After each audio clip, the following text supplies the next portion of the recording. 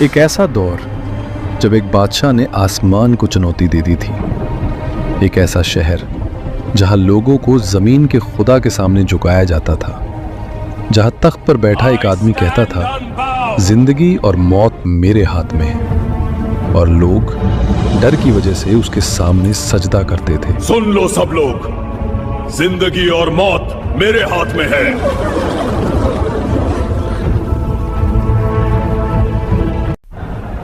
لیکن اسی شہر میں ایک نوجوان بھی تھا، کمزور، اکیلا، لیکن دل میں ایسا یقین لیے ہوئے جو پوری سلطنت کو چنوتی دینے والا تھا۔ اس نوجوان کا نام تھا ابراہیم، اور جس بادشاہ کے سامنے وہ کھڑا ہونے والا تھا اس کا نام تھا نمرود۔ یہ واقعہ صرف ایک بحث کا نہیں، یہ واقعہ ہے توحید اور گھمنڈ کی ٹکر کا۔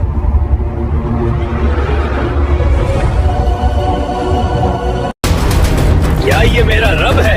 شاید یہ میرا رب ہو، یہ سب سے بڑا ہے۔ میں اس رب کی طرف رخ کرتا ہوں جس نے آسمان اور زمین پیدا کی۔ یہ کس نے کیا ہمارے دیوتاؤں کے ساتھ؟ تمہارا رب کیا کر سکتا ہے؟ میرا رب زندگی دیتا ہے اور موت دیتا ہے۔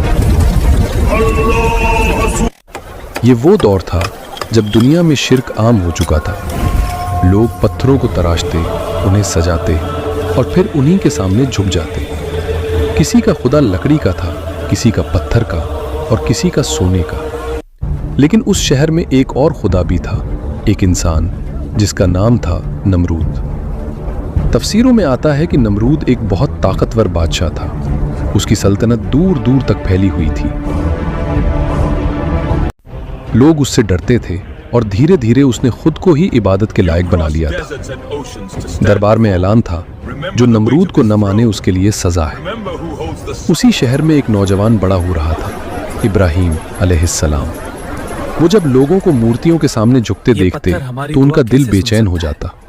وہ پوچھتے، یہ پتھر ہماری دعا کیسے سن سکتا ہے؟ یہ خدا کیسے ہو سکتا ہے جسے ہم نے خود بنایا ہو؟ اسی شہر میں ایک گھر ایسا بھی تھا جہاں بت بنائے جاتے تھے۔ تفسیروں میں آتا ہے کہ ابراہیم علیہ السلام کے والد آزر مورتیاں تراشتے تھے، پتھر کو کاٹتے، اسے آکار دیتے اور لوگ آ کر انہیں خرید لیتے۔ پھر وہی لوگ ان مورتیوں کے سامنے جھکتے بھی تھے۔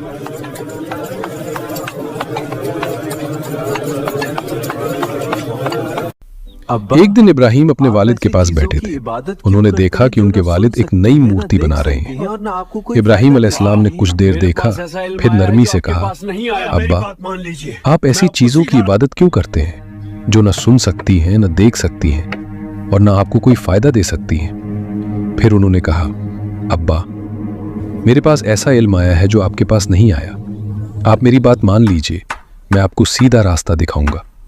لیکن آزر کو یہ بات پسند نہیں آئی۔ انہوں نے غصے میں کہا، اے ابراہیم، کیا تم ہمارے دیوتاؤں سے نفرت کرتے ہو؟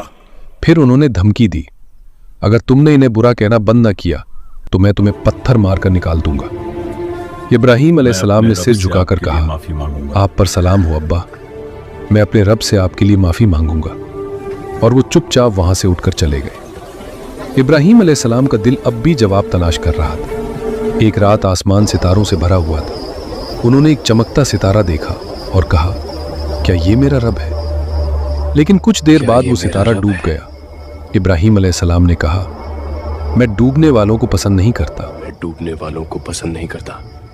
اپنے شانی کب کو ایسی آتی آ گیا۔ پھر چاند نکلا۔ انہوں نے کہا، شاید یہ میرا رب ہو، لیکن چاند بھی ڈوب گیا۔ انہوں نے کہا، اگر میرا رب مجھے راہ نہ دکھائے تو میں بھی گمراہ لوگوں میں ہو جاؤں گا۔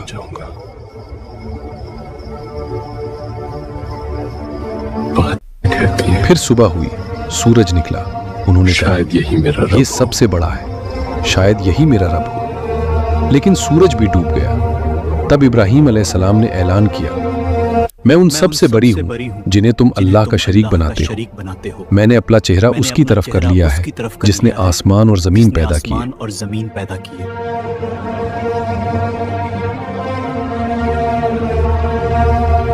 قرآن بتاتا ہے کہ ابراہیم علیہ السلام اپنی قوم سے کہتے تھے، کیا تم ایسی چیزوں کی عبادت کرتے ہو جو نہ سنتی ہیں، نہ دیکھتی ہیں، اور نہ تمہیں کوئی فائدہ دیتی ہیں؟ لیکن لوگ سننا نہیں چاہتے تھے، کیونکہ سچ ہمیشہ آسان نہیں ہوتا۔ ایک دن شہر میں بڑا تہوار تھا۔ सारे लोग शहर से बाहर जा रहे थे। मंदिर खाली होने वाले थे। इब्राहीम अलैहिस्सलाम मंदिर के अंदर गए। चारों तरफ मूर्तियां खड़ी थीं।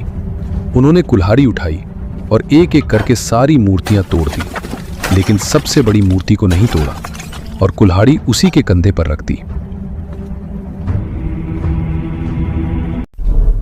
जब लोग लौटे तो मंदिर का हाल देखकर दंग रह गए।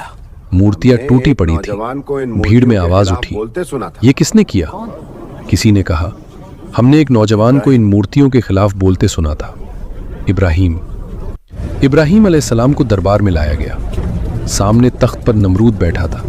चारों तरफ दरबारी, सैनिक और शहर के लोग। दरबार में खामोशी छा गई।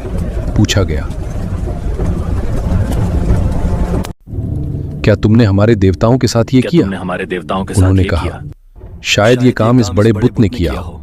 अगर ये बोल सकते हैं तो इनसे पूछ लो। दरबार खामोश हो गया।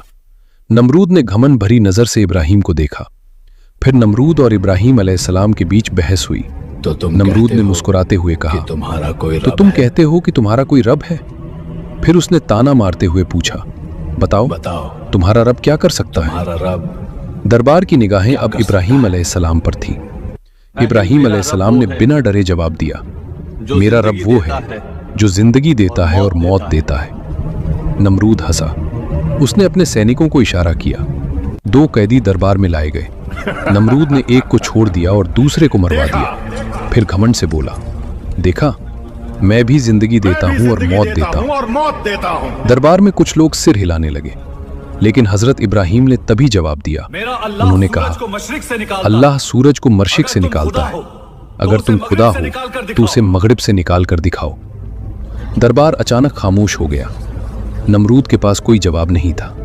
यहां कुरान कहता है तो वो काफिर हैरान रह गया। नमरूद का घमंड टूट चुका था, लेकिन उसने सच को मानने के बजाय अपनी ताकत का इस्तेमाल किया और उसी गुस्से में उसने हुक्म दिया, इब्राहीम को आग में जला दो। इतनी बड़ी आग तैयार की गई कि लोग उसके पास नहीं जा सकते थे। लकड़ियां जमा की गई। दिनों तक आग जलती रही। आग के पास जाना मुमकिन नहीं था, इसलिए एक बड़ा यंत्र बनाया गया, मंजनीक।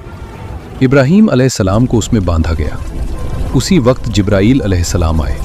उन्होंने पूछा, क्या आपको मदद चाहिए? इब्राहीम अलैहिस्सलाम ने कहा, मुझे मेरे रब पर भरोसा है। मंजनीक छोड़ी गई। इब्राहीम अलैहिस्सलाम आग की तरफ गए, लेकिन उसी पल अल्लाह का हुक्म आया, ए आग, इब्राहीम पर ठंडी और सलामती वाली हो जा। आग जलती रही, लेकिन इब्राहीम अलैहिस्सलाम महफूज रहे। आग जल रही थी, लपटें आसमान तक उठ रही थीं। लोग दूर खड़े तमाशा देख रहे थे। सबको यकीन था, अब इब्राहीम अलैहिस्सलाम का खात्मा हो चुका है। लेकिन कुछ देर बाद लोगों ने एक अजीब मंजर देखा। आग अब भी जल रही थी, लेकिन उसके अंदर एक आदमी खड़ा था, सुकून के साथ, सलामती के साथ। वो थे इब्राहीम अलैहिस्सलाम। अल्लाह का हुक्म सच हो चुका था, ए आग, इब्राहीम पर ठंडी और सलामती वाली हो जा।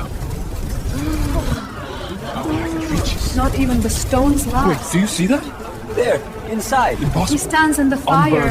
By the heavens, it's him. He's untouched. जब इब्राहीम अलैहिस्सलाम आग से सही सलामत बाहर आए तो लोगों पर सन्नाटा छा गया।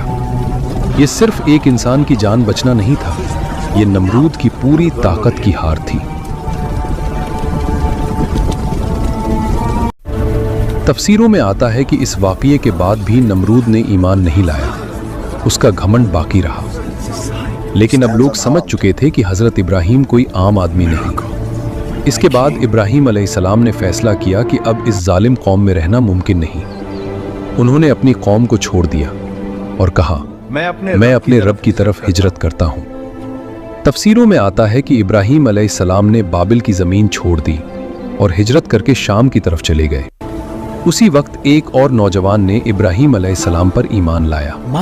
वो थे हज़रत लूत अलैहिस्सलाम। कुरान बताता है कि लूत अलैहिस्सलाम इब्राहीम अलैहिस्सलाम के साथ ईमान लाए। फिर अल्लाह ने लूत अलैहिस्सलाम को भी एक कौम की तरफ नबी बनाकर भेजा। हिजरत के बाद अल्लाह ने इब्राहीम अलैहिस्सलाम को बड़ी नेमतें दी, उन्हें औलाद दी। पहले इस्माईल अलैहिस्सलाम, इसहाक अलैहिस्सलाम और उनकी नस्ल से कई नबी पैदा हुए। इसी वजह से इब्राहीम अलैहिस्सलाम को कहा जाता है अबुल अंबिया, यानी नबियों के बाप। ये वाक़या सिर्फ आग का मोजज़ा नहीं, ये वाक़या है तौहीद का। ताकत तख्त में नहीं होती, ताकत ईमान में होती है। लेकिन अल्लाह एक तरफ पूरी सल्तनत थी, नमरूद का तख्त था, फौज थी, ताकत थी, और दूसरी तरफ एक अकेला इंसान। लेकिन जब इंसान अल्लाह पर भरोसा करता है तो आग भी उसका कुछ नहीं बिगाड़ सकती।